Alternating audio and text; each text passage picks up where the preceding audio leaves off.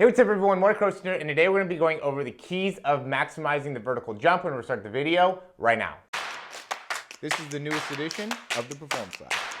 Reach your individual goals. You don't want to just talk about straight line speed. We also want to talk about your ability to be quick. We break down your video. Let's make you into the quarterback I know you can become. All right, so this is going to be a topic that I haven't talked a lot about, but it is something that it seems to be much more common within people that I'm both working with as well as people online. Really want to understand how to be able to jump higher. And I will say, of the different skill sets, this is probably the thing that I've had to work on the most. I've downloaded and bought different programs for different people to be able to understand, what goes into improving your vertical jump. And I want to go into some of the technique because, like always, I think that at the end of the day, the technique is the make it or break it point when it comes to being able to perform at a high level. So some of the things that I see when I have people go and work on vertical jump that ends up really negatively impacting your jump is and first I want to go into the areas where you gotta have range of motion, you gotta have control, right? And that really is primarily within the ankle. Okay, because a lot of times what I see is that if you don't have the right range of motion within the ankle, when you go and you originally load, I'm going to blur my face there.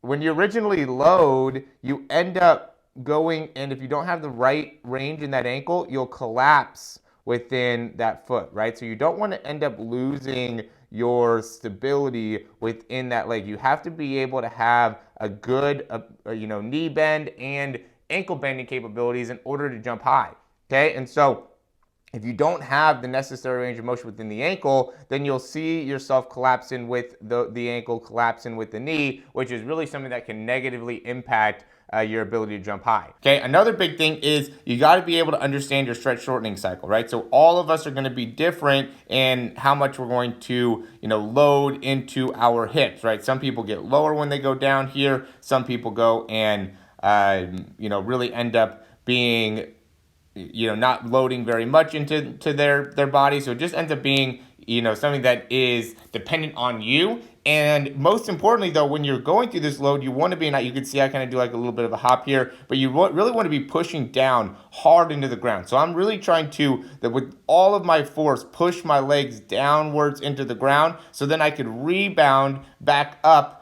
as I'm pushing off. And then the other place where you need to be able to have great range of motion is in those ankles. So you have to be able to push down through your big toes, right, and have plenty of range through your feet. And you can even see for me, I could do a better job of being able to get rotation all the way through. So I'm really pushing off more of my big toes rather than allowing my feet to go out there as I'm going up. And again, these are common things that I see, right? I see the people collapsing with the ankles. I see people that, when they're loading right here, end up not being able to create good control within their spine, right? If you don't have a good understanding of what a neutral spine looks like, then that's going to end up really impacting your ability to jump higher, right? You have to be able to elongate through the spine and then be able to, utilize the lengthening here to be able to get your hips all the way up and through, right? So as I'm coming up here, I'm really trying to get into that triple extension where I'm extending through my ankles, my knees, and my hips simultaneously, and having the right range of motion through, the lower back, having the ability to come all the way through with the hips, get full extension within the knee, full extension within the ankles are all key parts of being able to, jump higher. So, one of the mistakes that I see is, not having good range of motion, right? Another big thing is that I see is the spine collapse, right? So not keeping a good neutral spine.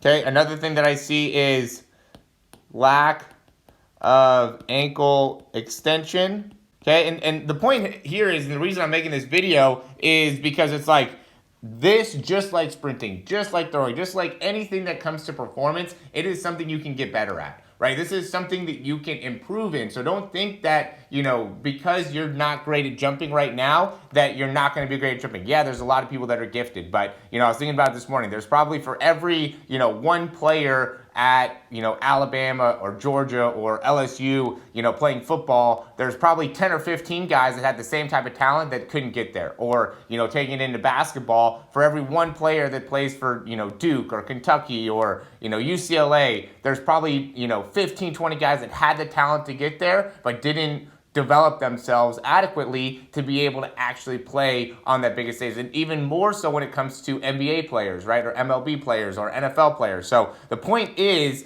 you want to work on your development. You want to work on your improvement. And I'm doing this, within my own body and within my own, training to be able to help you guys understand this is something that is possible, right? And even doing the YouTube channel is something that, you can grow, you can get better. I'm sure when I first get into, jumping, I haven't done a ton of jumping videos. There's not going to probably be a lot of views at first, but as I continue to be able to show you guys, hey, look, this is the technique, this is how you develop, this is how you get better, then you guys will be able to really understand why I'm doing this and it'll be able to grow. So, point is, don't give up, right? If it's a little bit difficult, if you're not naturally good at it, that doesn't mean that you can't get better. And you need to be able to jump, you need to be able to sprint, you need to be able, you should want to be able to throw, right? All the best athletes that I've been around all had really good, throwing capabilities, even if they played receiver, defensive back, whatever. There's guys I'm sure you play with on your team that it's like, man, that dude can throw, he could jump, he could, you want to be that guy. You want to be that guy that can be quick, have great agility, can run fast, can jump high, just do it all, right? And the way to be able to do it all is to work on all the areas that make it so then you could do that. So it's not gonna just come to you, it's something you gotta be able to work on. I hope that you take this seriously, implement this into your programming, right? Every time you do squats,